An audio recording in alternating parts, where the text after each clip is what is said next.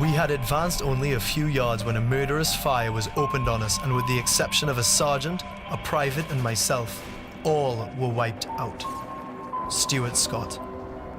World War I was one of those cataclysmic events in world history which shook everything up. It had enormous effects all over the world.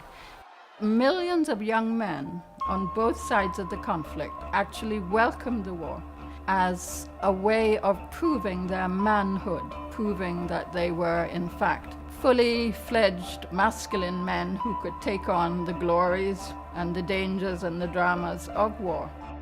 We wanted to fight. We didn't have to.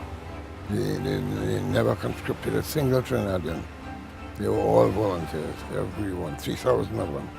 The problem that the West Indians faced, the ones who went up there to enlist, was twofold. One, they thought they were going up there to fight, that they were going to be defending their country. They would be soldiers, they'd be on the front line, people would respect them for that. In fact, for the most part, they weren't allowed anywhere near the front lines. It was out of the imagination that black people will shoot white people.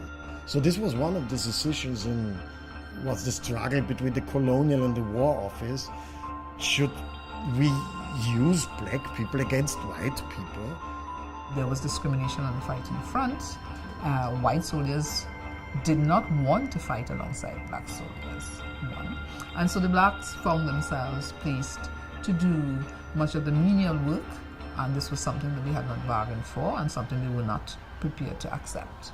So at the end of it all, they were very bitter people, and this is why they became so militant.